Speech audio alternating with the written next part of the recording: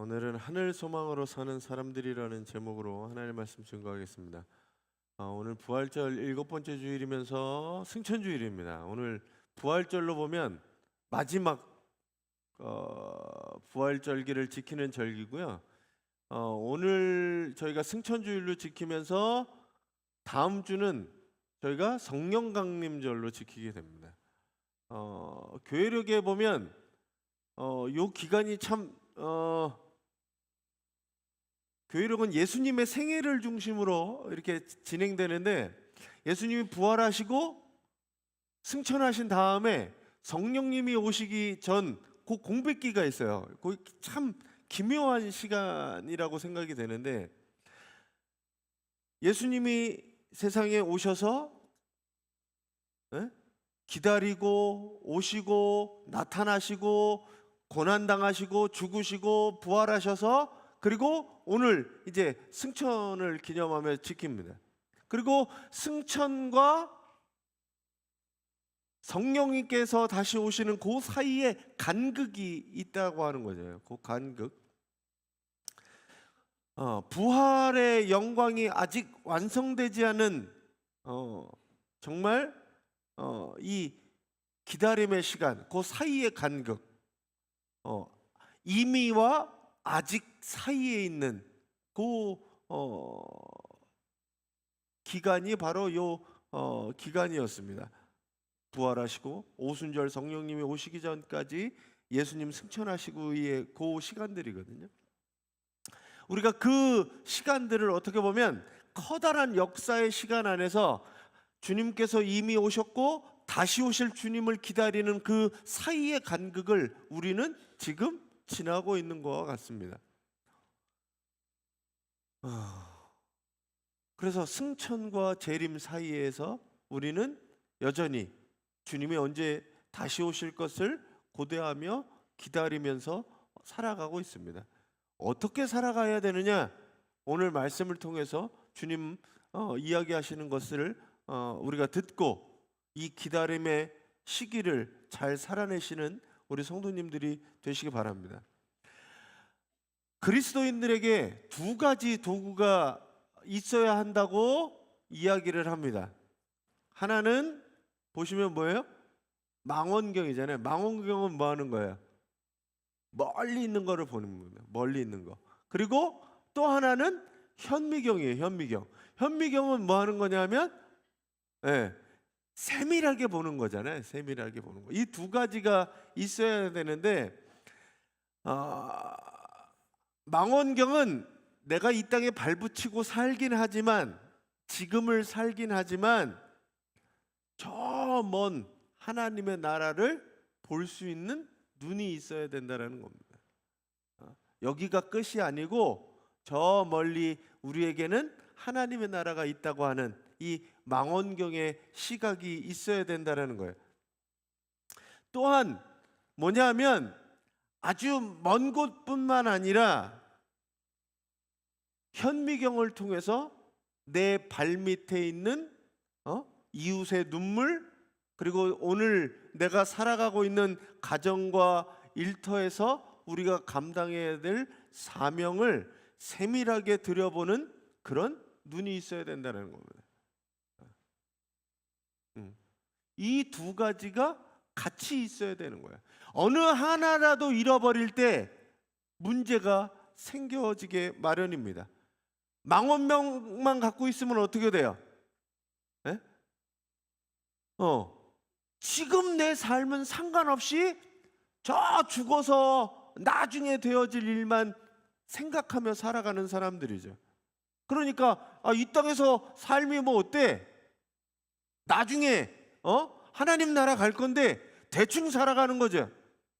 삶을 무의미하게 도피해버리면서 살아가게 됩니다. 이 시한부 종말론이 이런 거잖아요. 시한부 종말론이 나중에 갈 건데 지금 이 땅에서의 삶 그게 어떻게 되든 상관없어요. 그거 문제점이라는 이야기입니다. 반대로 망원경이 없고 현미경의 눈만 가진 사람은 어떻게 해요? 내 눈앞에 있는 염려, 고난, 삶만 바라보고 살아갑니다. 예? 그러니까 생각이란 것들을 삶에 맞춰서 생각하면서 살아가게 되죠. 하나님이 어디 계시냐? 당장 먹고 사는 게 문제인데, 하나님이 나한테 빵을 줬냐, 밥을 줬냐, 이런다는 거죠. 그러면서 우리의 삶을 한 치 앞도 못 보고 그냥 발등에 떨어진 불끄기에 급급해서 살아가는 사람들이 있다라는 거죠. 오늘 성경 말씀에 이 승천하는 예수님을 보는 제자들, 그 모습들이 약간 그렇습니다. 제자들이 멍하고 하늘을 쳐다보고 있었거든요. 그 하늘을 쳐다보는 제자들을 향해 천사는 이야기합니다. 저분이 저렇게 가신 대로 그대로 내려올 거다. 왜 하늘을 쳐다보느냐? 라는 이 천사들의 질문이 있어지게 됩니다. 오늘 이 사도행전 말씀을 통해 부활의 예수님을 믿는 여러분들에게 이 망원경과 현미경이 동시에 회복하시는 우리 성도님들이 되시기를 간절히 바랍니다. 자, 오늘 장면에서 문제의 시작은 질문에 있어요. 질문. 제가 여러 번 말씀드렸지만 질문이 그 사람의 정도, 그 사람의 상태, 그 사람이 갖고 있는 것들을 나타내게 됩니다. 어느 정도 질문하느냐가 그 사람의 수준을 나타내기도 합니다. 그래서 좋은 질문에는 좋은 답이 있어요. 그래서 항상 질문과 답이 함께 합니다. 잘 아시는 고대 우리 동양 철학에도 보면 스승과 제자의 질문과 답이에요. 자왈, 공자께서 말씀하시니 이게 스승과 제자의 이야기잖아요. 불교도 마찬가지입니다. 석가모니가 답해주는, 기독교도 사실은 마찬가지입니다. 제자들의 질문에 예수님께서 답해주시고, 때로는 비유로, 때로는 여러 가지로 말씀해 주시는 거거든요. 오늘 사실 이 이야기의 시작이 승천하면서 제자들의 시각과 제자들의 상태를 보여주는데, 제자들이 이렇게 물어보는 거예요. 자, 질문이 이렇습니다. 같이 한번 1장 6절 같이 한번 읽어주시죠.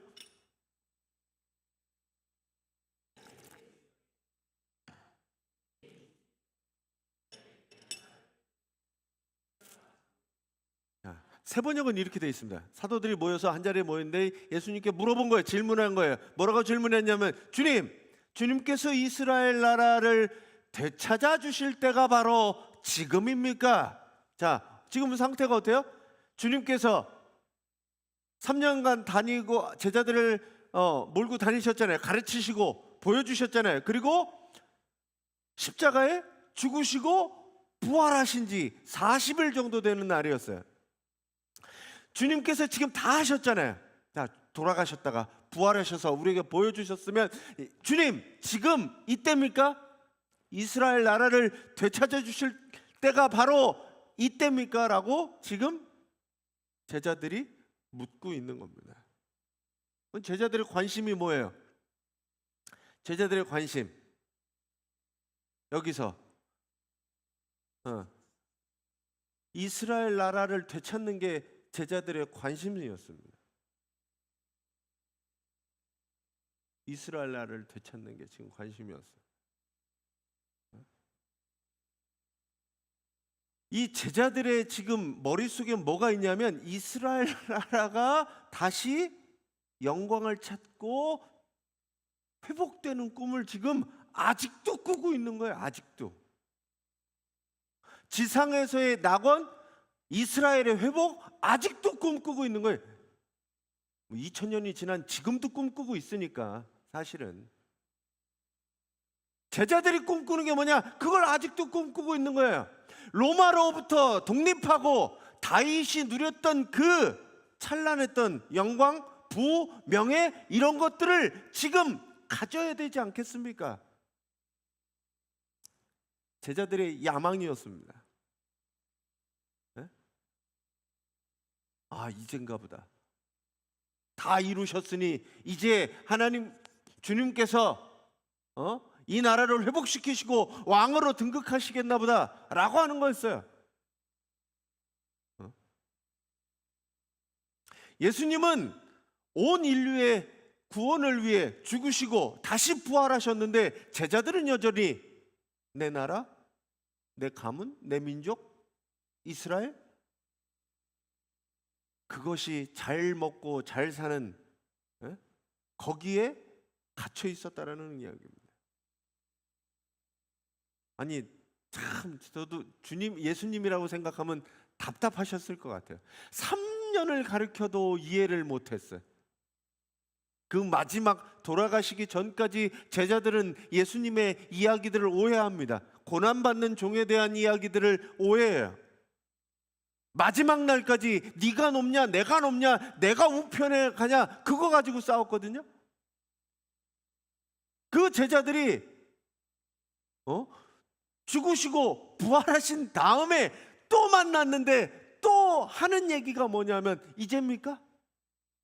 여자까지 바뀌지를 않았어요. 제자들의 가르칠 때도 바뀌지 않고 죽기 전에도 바뀌지 않았고 죽은 다음에 부활해서 제자들한테 보여주셨는데 제자들은 여전히 바뀌지 않았습니다. 그때 주님이 얘기하시는 게 뭐냐면 이거예요. 7절 8절 같이 한번 읽어주시죠.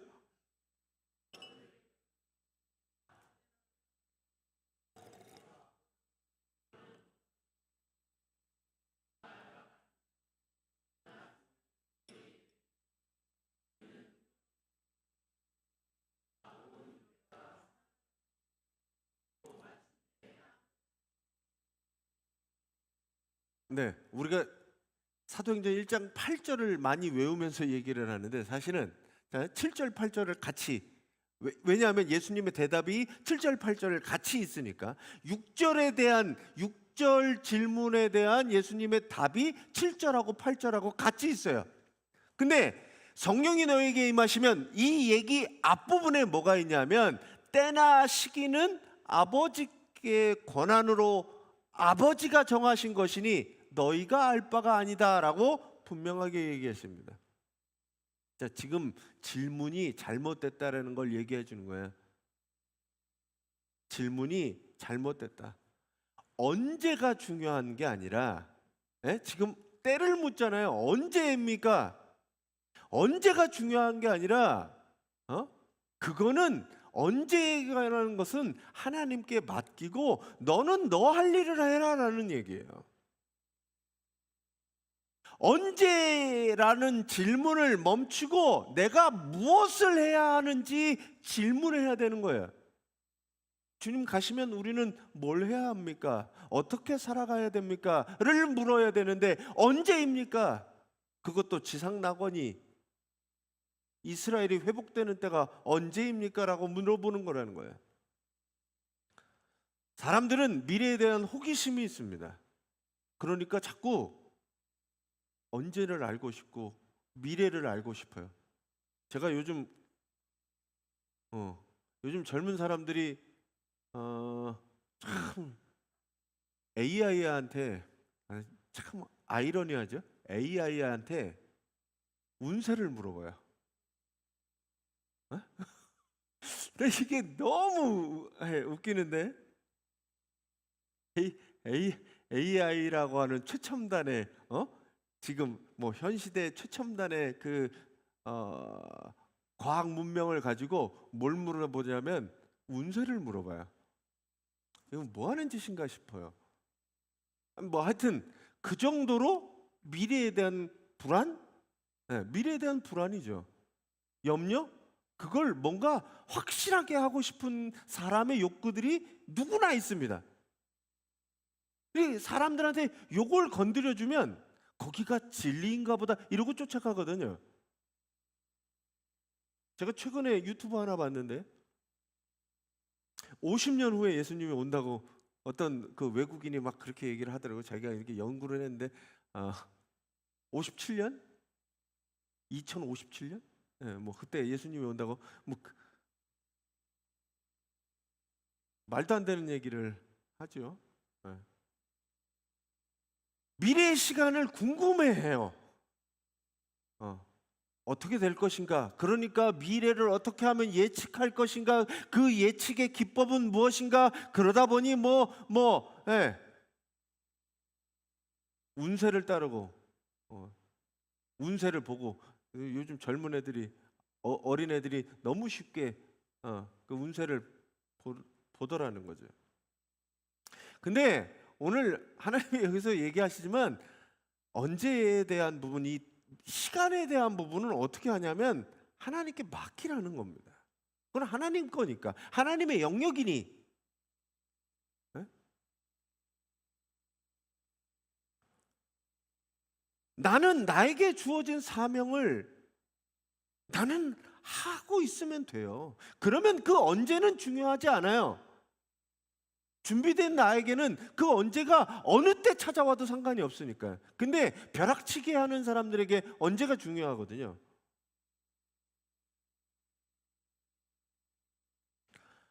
오늘의 시간을 사는 우리도 종종 이 제자들과 똑같은 질문을 합니다. 하나님, 내 인생의 이 지독한 고통이 언제 끝납니까?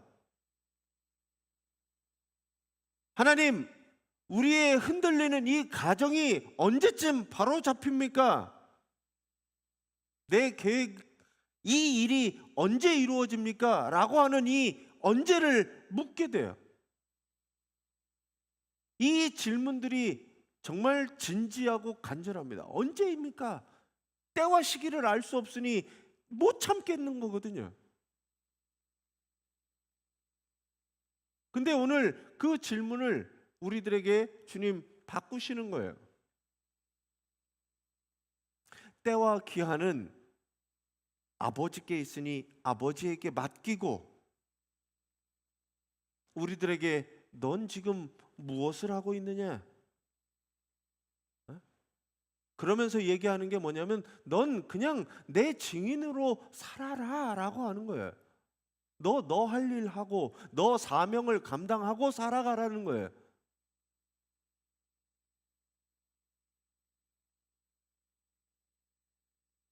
마치 제가 예전에도 한번 얘기 드렸지만 마치 내일 지구가 멸망해도 나는 오늘 뭘 심어요? 사과나무를 심는 거예요. 거기에 관심이 아니라 난 내 할 일을 하는 거예요. 내 할 일을. 하나님 나라의 완성은 하나님의 영역입니다. 그러나 그 나라를 오늘 내가 발붙이고 있는 이 삶의 자리, 그 삶의 자리에서 증언하고 증거하며 살아가는 것이 우리의 책임인 거죠. 주님은 우리 시대를 탓하며 주저앉아 있는 이 기다림의 방관자로 부르시지는 않았습니다. 하나님이 다 하시겠지, 우리는 아무것도 안 해도 되는 그런 사람들이 아니에요. 내가 오늘 우리의 삶의 자리에서 행동하는 증인으로서 살아가야 되는 겁니다. 나는 나의 좁은 문제에 갇혀서 언제입니까? 라고 부르짖는 입술을 주님, 내가 오늘 무엇을 해야 합니까? 라고 하는 기도로 바꿔야 돼요. 질문으로 바꿔야 돼요. 오늘 이 질문이 그렇습니다. 언제입니까가 아니라 무엇을 해야 합니까? 주님께 물어야 돼요. 그리고 그 사명을 묻고 주님께서 얘기하시는 음성을 듣고 그 음성에 따라 주님의 뜻에 따라 삶을 살아가시는 우리 성도님들이 되시기를 간절히 바랍니다. 자, 오늘 여기 보면 그 얘기를 지금 제자들이 하는 얘기를 그 다음에 제자들도 모습으로 보여줘요. 뭐냐 하면 예수님이 승천하는 순간에 9절 10절에 보면 제자들이 뭐하고 있냐면 하늘을 멍하니 쳐다보게 됩니다.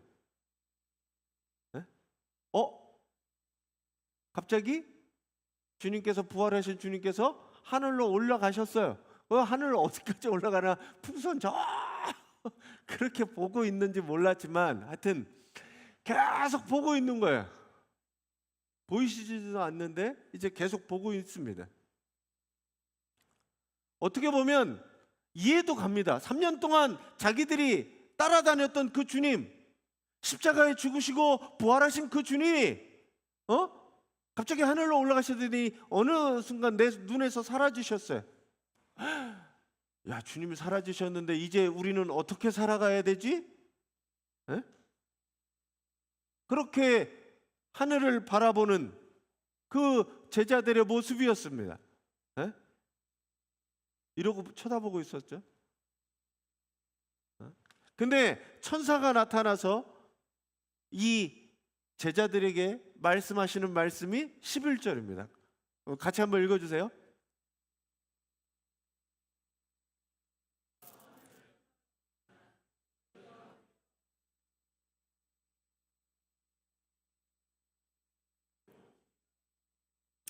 천사들이 뭐라 그래요? 어찌하여 서서 하늘을 쳐다보고 있느냐라고 하는 겁니다.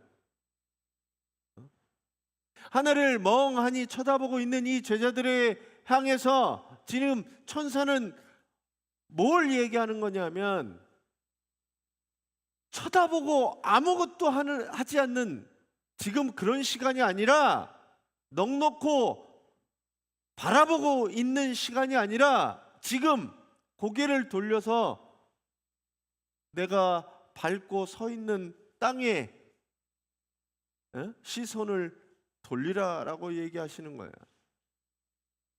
주님이 승천하신 것은 제자들과 영원한 이별이 아니라 그 모습 그대로 다시 오실 것이니 지금 너는 너의 삶을 살아라라고 하는 거예요. 기독교가 현실 도피의 종교가 아니에요. 교회 다니는 사람들이 죽어서 가는 천국만 바라고 현실을 아무것도 안 하고 사는 이야기가 아닙니다. 이 땅의 삶은 대충 살고 나중 천국 가서 축복받으면 돼, 이런 사람들이 아니에요. 이게 오해하지 마세요.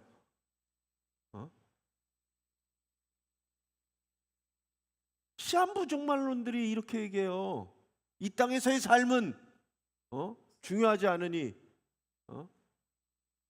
구원파, 그런 식으로 얘기를 하는 거예요. 우리는 저 하늘나라를 바라보는 사람이기 때문에 이 땅의 삶을 제대로, 오늘 증인의 삶을 살아가라라고 말씀하고 있습니다. 너네들 지금 봤잖아. 그분이 그대로 오실 것이니 오실 그분을 맞이할 준비를 이 땅에서 너의 삶에서 하라는 얘기예요. 그래서 우리는 현실을 도피하는 사람이 아니라 하늘과 땅을 모두 붙잡고 살아가는 사람들이라는 이야기입니다. 하늘의 소망을 품고 이 땅을 살아가는 사람들입니다.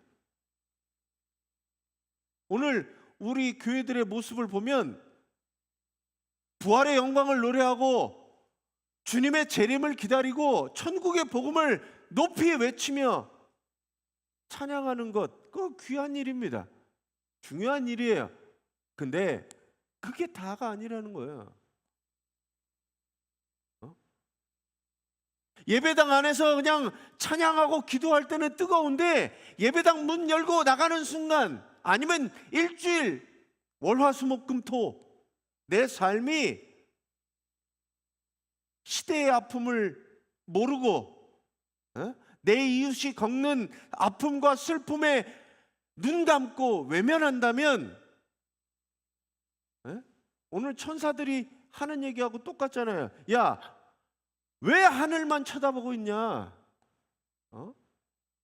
라고 하는 이 천사들의 음성이 들려줘야 되는 거예요.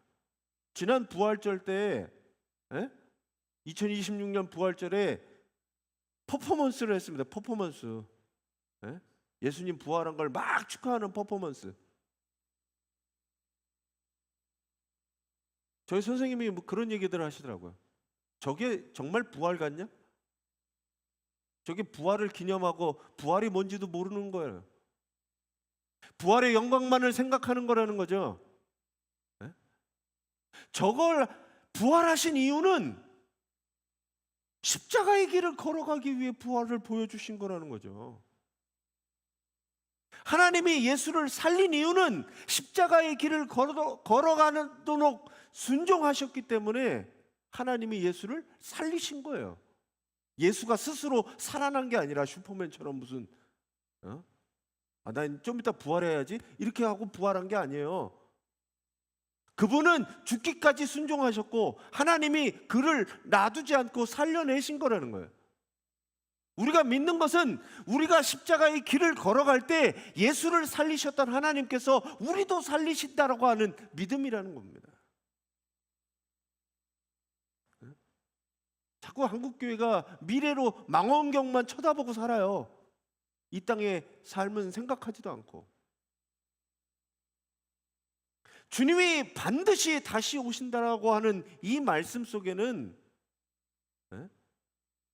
내 삶을, 내 가정과 일터를, 지금의 현실을 주님의 증인으로 열심히 살아가라는 얘기입니다. 오늘 이 말씀이 저와 여러분 삶을 바꾸시기를 간절히 바랍니다. 그 다음 얘기가 사실은 이제 또 재밌게 돼요. 갑자기 본문 이제 13절에 다락방에 모인 사람들의 이름이 하나하나씩 열거됩니다. 베드로도 있고 요한도 있고 야고보도 있고 안드레도 있고 예수님의 어머니 마리아도 있고 예수님의 아우들까지 있어요. 형제 야고보. 이 사람들의 이 명단을 보면 이 공동체 안에는 한 자리에 모일 수 없는 여러 가지 성격과 여러 가지 상황에 있는 모든 사람들이 거기 섞여 있습니다. 뭐 잘 아시다시피 어부들이 있잖아요. 어부들. 예수님의 베드로, 요한, 안드레 얘네들 어부잖아요. 어부 출신들. 그리고 로마의 앞제비였던 마태도 있습니다. 마태. 세리였던 마태. 그리고 이 셀롯이라고 하는 이 젤롯 땅이거든요. 젤롯 땅. 젤롯 땅은 가슴에 칼을 품고 다니던 사람이 이 젤롯 땅이었어요. 이 열심당원이에요. 로마 앞잡이들을 언제든지 살해할 수 있는. 그러니까 이 마태와 젤롯, 이 시몬은 정반대편에 있는, 정치적으로 반대편에 있는 사람이었거든요. 이 사람들이 지금 한 곳에 모여 있는 겁니다. 그뿐만이 아니라 주님을 따르던 여러 여인들도 있었는데 예수님의 어머님도 있었고 예수님의 육신의 동생, 형제들도 있었다는 거예요. 가장 예수님을 믿지 못했던 사람이 저는 동생이 아닐까 생각하기도 하거든요. 왜냐하면 동생은 형을 어려서부터 계속 봤잖아요. 에이, 형이 무슨 메시아야. 가장 잘 알 수 있는 사람이 동생이잖아요. 근데 동생도 그 자리에 함께 있게 됩니다. 그리고 나중에 예수의 형제 야고보가 초대교회의 큰 일꾼이 되죠. 그 모든 사람들이 지금 한꺼번에 모여 있어요. 상처도 다르고 두려움도 다르고 기대도 다른 제각각의 모여 있는 사람들이 한 곳에 모여 있습니다. 제가 제미나이 마누스인가? 걔한테 그려달라고 그랬더니 여기 그려줬는데 여기 보면 흑인도 있고 할아버지도 있고 할머니도 있고 뭐 여러 사람들이, 여자분들도 많죠. 여러 사람들이 있어요. 뭐 여러 사람들, 인종과 그리고 배경이 다른, 직업이 다랐던 여러 사람들이 한 곳에 모여 있게 됩니다. 이 사람들이 어떻게 한 곳에 모여서 있을 수 있을까? 불과 우리나라 600년 전만 해도 남자하고 여자가 같이 앉아 있는 것 자체가 안 됐어요. 예배도 1800년 처음 교회가 한국에 들어왔을 때 예배를 이렇게 기역자 방에서 했습니다. 그래서 목사님 여기 계시면 여기 남자들 양반들 앞에 앉고 뒤에 종들 앉고 그렇게 앉았어요. 이쪽에는 여자들. 왜냐하면 같이 못 앉아서. 불과 5, 600년 전에도 2000년 전에 여기에 평민도 있고 시민도 있고, 예? 마태 같은 사람은 시민일 거 아니에요. 시민도 있고 그 중에 종도 있을 거고, 어? 이 모든 여러 가지 사람들이 한꺼번에 모여서 지금 같이 있었다는 거죠. 이게 교회의 시작이었거든요. 교회의 본질을 보여주는 위대한 단어가 나오는데 보면 14절입니다. 같이 한번 읽어주세요.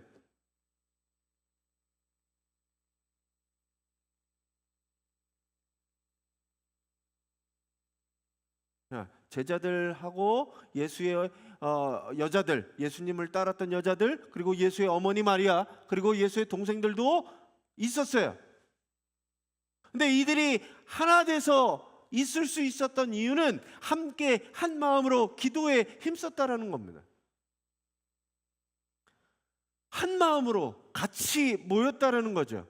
서로 다른 악기들이 모여서 하나의 정말 아름다운 오케스트라가 된 것처럼, 여러 가지 화음을 통해 교향곡을 연주했던 것처럼 서로 다른 색깔들이 모여서 아름답게 빛났던 것처럼, 성령 안에서 한 마음 한 뜻이 되었다는 거죠. 제가 안타깝게 생각하는 것 중에 하나는 기독교의 좋은 상징 중에 하나가 무지개였습니다. 무지개. 에? 무지개는 빨간색부터 보라색까지, 에? 그 모든 것이 하나의 빛에서 하나의 색깔로 어울릴 때 비로소 아름다워요. 어떻게 한 색깔만 있으면 아름답겠습니까? 이 여러 가지 색깔이 하나님의 속성인 이 다양성이 있었기 때문에 그게 아름다운 거거든요.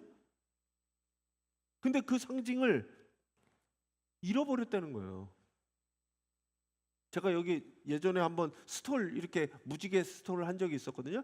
유튜브에 댓글이 달렸어요. 저 사람 동성애 지지한다고. 그래갖고 아유 참. 여기 보면 모든 사람들이, 각기 다른 사람들이 모여서 함께 한 마음으로 기도에 힘썼다는 거죠. 교회의 근본은 다른 여러 사람들이 하나의 마음으로, 예수 그리스도의 마음으로 뭉쳐서 기도했다라는 것에 있어요. 생각이 다르지만, 환경이 다르지만, 배경이 다르지만 조금은 내려놓고 하나로 모였다는 거죠. 그리고 기도했다는 겁니다.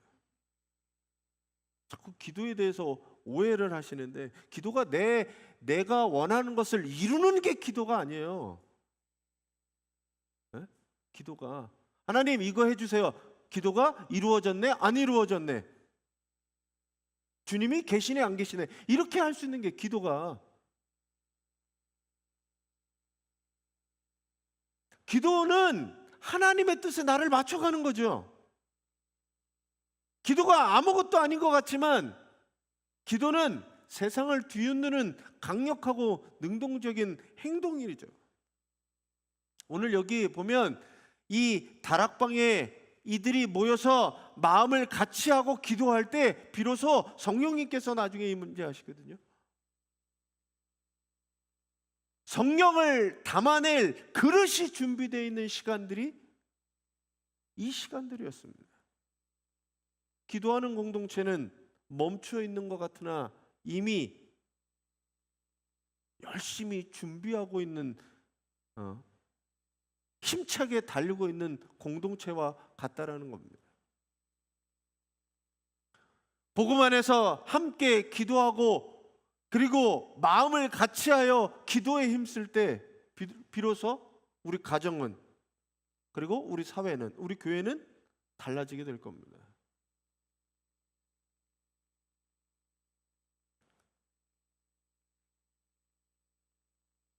참된 기도를 했으면 좋겠습니다. 우리 교회가 뭐 다른 것도 있지만 기도의 공동체가 되었으면 좋겠습니다. 한 마음, 함께 한 마음으로 기도에 힘쓰는 공동체, 그렇게 되었으면 좋겠습니다. 우리가 승천과 재림이라고 하는 이 사이 시간을 우리는 살아가고 있습니다. 사이의 시간은 그냥 공백기나 아무것도 없는 애들 방학처럼, 학기와 학기 중간에 방학처럼 노는 그런 시간이 아니에요. 그 시간은 다시 올 것을 준비하고 계획하는 시간이죠. 이 시간은 성령이 우리에게 가장 강력하게 역사하는 시간이고, 교회가 세상의 증인으로서 든든히 세워져가는 기회의 시간입니다. 오늘 저희가 이 성령 강림을 앞둔 이 주일 아침에 여러 가지, 세 가지 결단을 여러분들에게 말씀드리려고 합니다. 내 삶의 형편이 언제 회복될까 질문하기보다 지금 내 삶의 자리에서 증인으로서 살아가시기 바랍니다. 하늘만 쳐다보는 무책임한 도피를 멈추고 확신을 가지고 고단한 이 땅의 현실 속에서 용기 있게 살아가시기를 바랍니다. 세 번째로, 나 혼자 외롭게 고난을 견디지 말고 함께 마음을 같이하여 기도하는 우리 성도님들이 되시기를 간절히 바랍니다. 오늘 예배를 마치고 돌아가는 여러분들의 가슴 속에 이 천사들의 묵직한 질문이 남아있기를 간절히 바랍니다. 어찌하여 서서 하늘만 쳐다보고 있느냐?